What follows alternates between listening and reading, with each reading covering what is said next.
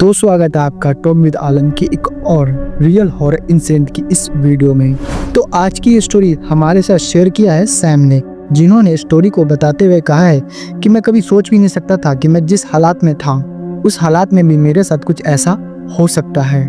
Sam बताता है कि आज से करीब 3 साल पहले जब मैं अपनी एक फीमेल फ्रेंड के साथ अपने शहर के मशहूर पार्क में घूमने जाता हूँ तो उस दौरान मेरे साथ की घटना वहाँ पर होता है, जिसे मैं आज भी कभी याद करता हूँ तो मेरे रोंगटे खड़े हो जाते हैं। आइए सैम की स्टोरी में आगे बढ़ते हैं। सैम अपनी स्टोरी में बताते हुए कहते हैं कि मैं कभी भी भूत प्रेत का कभी भी विश्वास नहीं करता था। मुझे यह सब एक कल्पना लगता था और ऐसा लगे भी क्यों ना, क्योंकि मैं उस वक्त अपनी साइंस स्ट्रीम से 12वीं पूरी करी और उस वक्त मैं नीट की तैयारी कर रहा था और उस दौरान मैंने जो कुछ भी पढ़ा उससे तो यही साबित होता था कि ऐसा कुछ भी नहीं होता। सैम आगे बताता है कि अक्सर मेरे घर में मेरी दादी भूत प्रेत की घटना के बारे में बताती रहती थी और वो कहती थी कि यह सभी घटना असली में हुई है और मैंने इसे अपनी आंखों के सामने देखा है। सैम कहता है कि मैं अपनी दादी के इन कहानियों पर कभी भी विश्वास नहीं करता था। मैं कहता था कि दादी यह सब कुछ भी नहीं होता, यह सब बस एक कल्पना है और मैं जब तक कुछ चीज़ पर विश्वास नहीं करूँगा जब तक मैं इसको अपनी आंखों से नहीं देख लूँ। इसके बाद उसकी दादी हल्का मुस्कुराती है और कहती है कि तुझे भी जल्दी दिखेगी। इसके बाद सैम कहता है कि ठीक है दादी, मैं भी उस दिन का इंतजार करूँगा जिस दिन ये मुझे दिखेगी।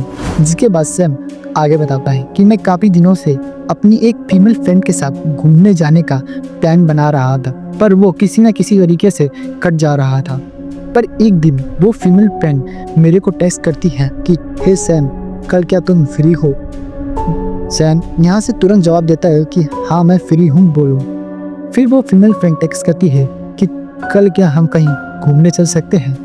जिसके बाद सैम, जो कि इसी दिन का कब इंतजार कर रहा था, वो तुरंत मैसेज टाइप करता है और कहता है कि जी चल सकते हैं, बताइए कहाँ चलना है। इसके बाद उसकी फीमेल फ्रेंड बोलती है कि हम किसी क्लब, किसी पब या किसी रेस्टोरेंट में घूमने चल सकते हैं। इसके बाद सैम यहाँ पर अपना अलग दिमाग लगाता है और कहता है कि इसके अलावा हम अपने शहर के एक मशहूर पार्क में घूमने चलते हैं। उसके बाद उसकी फीमेल फ्रेंड भी हाँ करती है और वो दोनों नेक्स्ट डे 12 बजे मिलने का प्लान बनाते हैं। तो नेक्स्ट डे सैम अपनी फीमेल फ्रेंड को उस पार्क के बाहर 12 बजे मिलते हैं और दोनों पार्क के अंदर चले जाते हैं।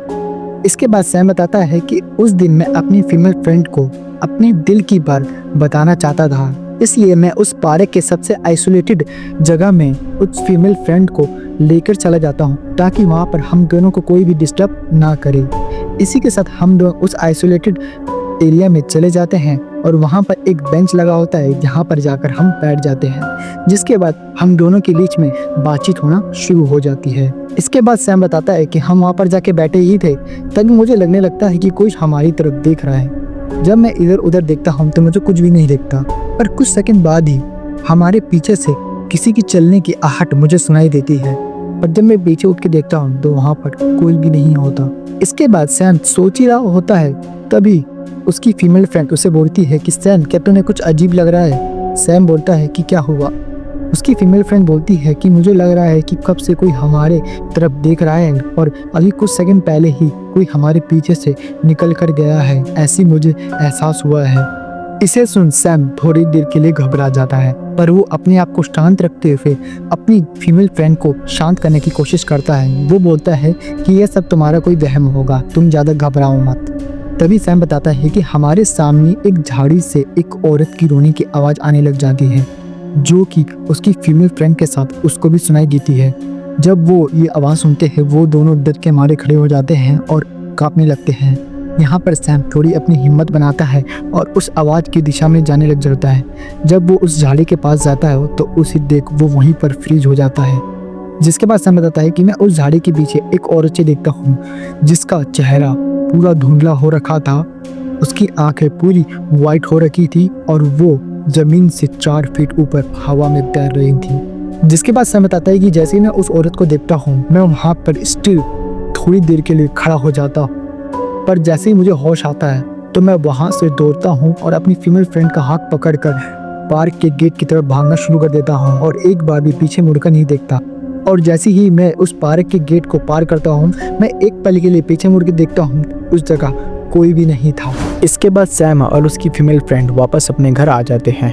नेक्स्ट डे से ही सैम की तबीयत बहुत ज़्यादा ख़राब होने लग जाती है। उसकी घर वाले काफ़ी दिनों तक सैम को अलग अलग डॉक्टर से दिखाते हैं पर उसकी सेहत में कोई भी सुधार नहीं होता। पर एक दिन उसकी दादी उसके पास आकर ये चीज़ बोलती है। उसके बाद उसकी दादी कहती है कि अब तू मान गया, अब क्या तुझे वो दिख गया।